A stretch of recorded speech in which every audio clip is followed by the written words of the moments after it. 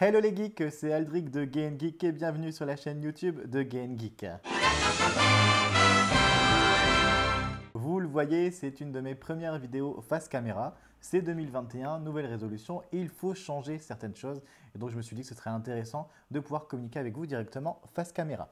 Aujourd'hui, cette première vidéo de cette manière va s'intéresser à certains dessins animés de notre enfance, plus particulièrement de mon enfance. Là, je vais m'intéresser donc à certains dessins animés que l'on a connus dans les années 80, 90 ou même les années 2000 et qui, pour des raisons mystérieuses encore pour moi, ne sont pas disponibles en VOD. Sans plus tarder, on commence avec le premier dessin animé. J'ai nommé Les Tortues Ninja de 1987.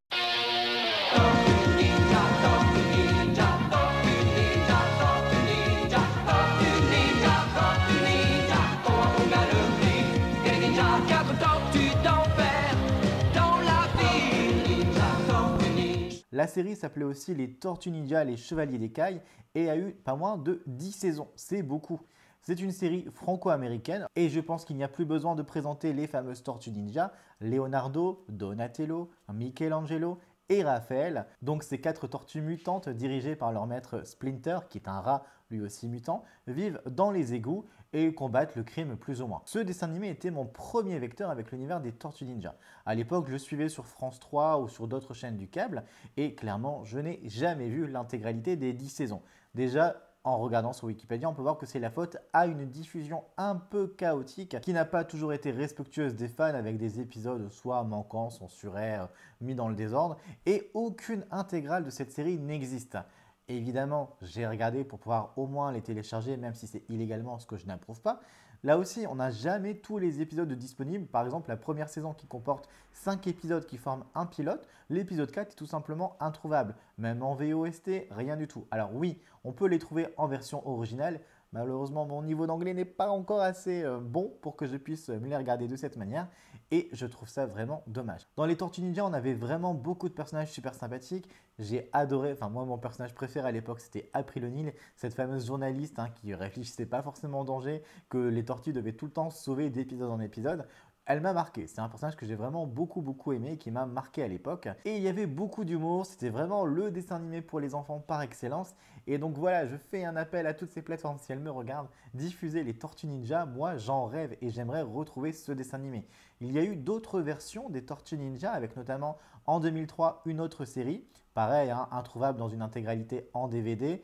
Et ensuite celle de Nickelodeon à partir de 2012, ça j'ai pu voir toutes les saisons et j'ai aussi adoré, mais elle n'a pas le charme et ce côté années 80-90 qu'on pouvait retrouver dans Les Chevaliers d'Écaille et c'est vraiment dommage. En deuxième position, je vais placer un dessin animé que j'ai découvert moi à l'époque sur Canal J, même s'il était aussi diffusé sur M6. C'est simple, à l'époque, j'étais au lycée, c'était autour des années 2005.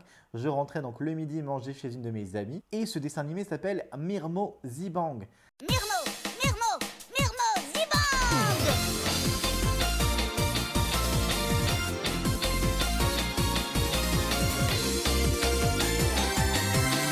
En version originale, certains le connaissent sur Mirumo de Pon. À la base, c'est un manga donc qui était ensuite adapté en animé. Il y a à peu près 200 épisodes, si je ne me trompe pas, répartis en 4 saisons. Chez nous ont été diffusées les 2 premières saisons, mais la saison 2 a été découpée en 2 pour faire une pseudo-saison 3. Et on n'a jamais eu la suite. Et je trouve ça mais tellement dommage, surtout que les souvenirs que j'ai de Mirmo Zibang sont extraordinaires. C'était l'histoire de petits meuglines, Mirmo, Riruma, Yaki, Moulou et d'autres, qui intègrent donc le monde réel et vont devenir plus ou moins les partenaires de certains enfants qui vont du coup faire un vœu dans un mug. On avait Camille qui était folle amoureuse de Antoine. Il y avait Alexia, la rivale de Camille, aussi amoureuse de Antoine. Il y avait Tom qui lui était un garçon plutôt aisé qui était amoureux de Camille. Et ensuite il y avait une princesse et il y avait aussi un personnage qui m'avait fasciné à l'époque. C'était Cécile qui arrive dans la seconde saison avec les cheveux roses. C'est une virtuose. Elle peut voir les muglines mais elle n'en a pas elle-même. Il y avait toute une histoire mystérieuse avec le grand méchant ténébreux. C'était juste génial. Vraiment, j'adorais regarder ce dessin animé. Et je me demande, mais pourquoi ADN Crunchyroll, personne ne propose cet animé formidable, surtout qu'en France, Les 2 dernières saisons donc sont inédites. Au moins une VOSTFR serait vraiment appréciable. Ou au moins donc voilà les premières saisons en VF, sachant que la VF existe. Il y a eu une première commercialisation de DVD, mais juste les premiers épisodes. Ça n'a pas été plus loin. À l'époque, c'était M6 qui devait faire ça. Je rêve, oui, je rêve de revoir ce dessin animé. J'ai pu voir qu'une team voulait se lancer il y a quelques années dans le fansub de toute la série, mais s'est arrêté au bout de 13 épisodes. Malheureusement, voilà, n'a pas continué. J'en fais un appel, s'il vous plaît. Je veux revoir Mirmo Zibang. Toujours dans mon enfance, au début donc des années 2000, lorsque je découvrais Digimon sur Fox Kids, je regardais aussi à l'époque un dessin animé qui passait juste avant, aux alentours de 17 h. Ça, c'est un Magical Girl que beaucoup doivent connaître, c'est Magical Doremi.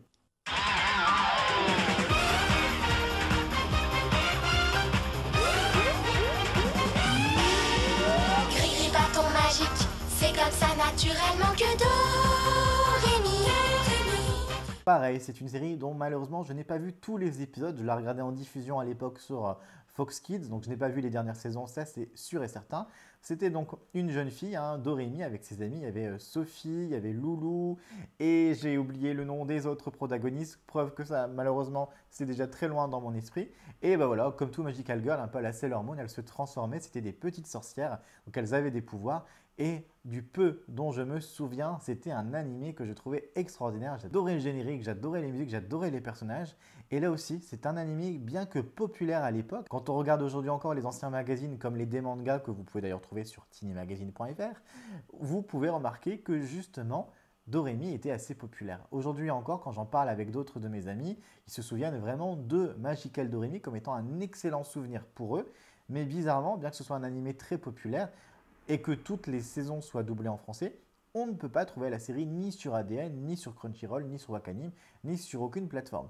Donc pareil, peut-être que ça finira par arriver un jour pour faire plaisir aux nostalgiques, sachant que cette année, il y a un film, Magical Doremi, qui ressort au Japon.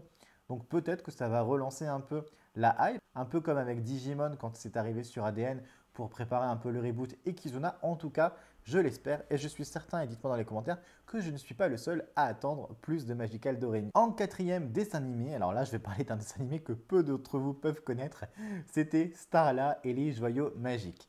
Je sais que si ma soeur regarde cette vidéo, elle va être folle, elle adorait aussi Starla et les joyaux magiques.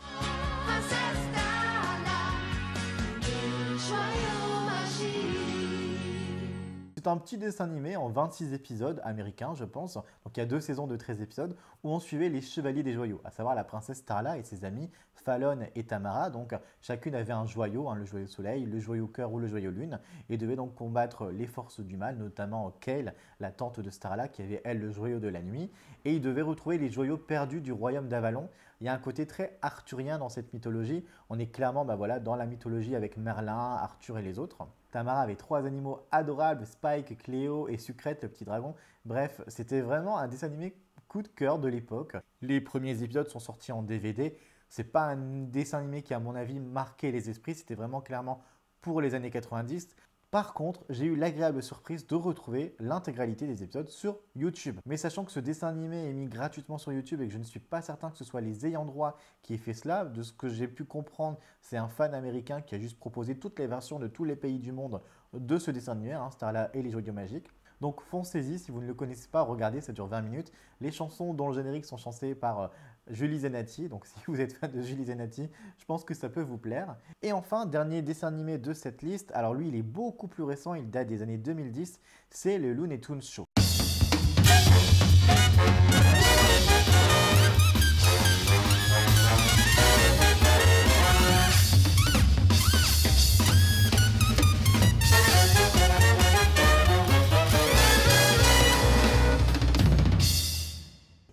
Alors clairement, vous le savez, je pense, je suis fan des Looney Tunes. Les Looney Tunes donc, ont eu leur propre show avec le Looney Tunes Show il y a 2 ou 3 saisons, si je ne me trompe pas. Et là, c'est clairement génial. Je suis tombé dessus par hasard sur ces cartoons il y a 2 ans ou 3 ans quand j'étais malade. Et c'est une sorte de sitcom. On est clairement dans une sitcom à l'américaine où tous les personnages vivent dans un quartier résidentiel, sont les voisins les uns des autres. Certains sont colocataires, comme Bugs et Daffy. Et du peu que j'ai vu, je me suis dit, mais c'est extraordinaire. Mais what? C'est quoi ce dessin animé de ouf? C'est drôle. On retrouve vraiment des personnages que l'on connaît dans une vie quotidienne avec des histoires d'amour, des histoires de travail. Et là aussi, grande surprise, j'ai voulu me procurer les DVD. Il n'existe que les 13 premiers épisodes en DVD, pas la suite.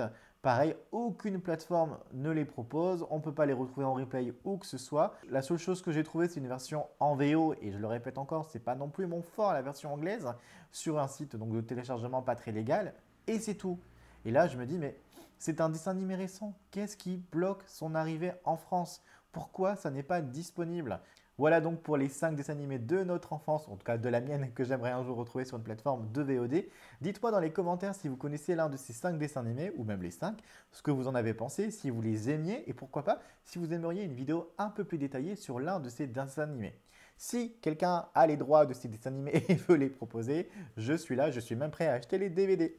En tout cas, n'hésitez pas à vous abonner, à me laisser donc des commentaires, un petit pouce, ça fait toujours plaisir. Et je vous dis à très bientôt pour ma prochaine vidéo.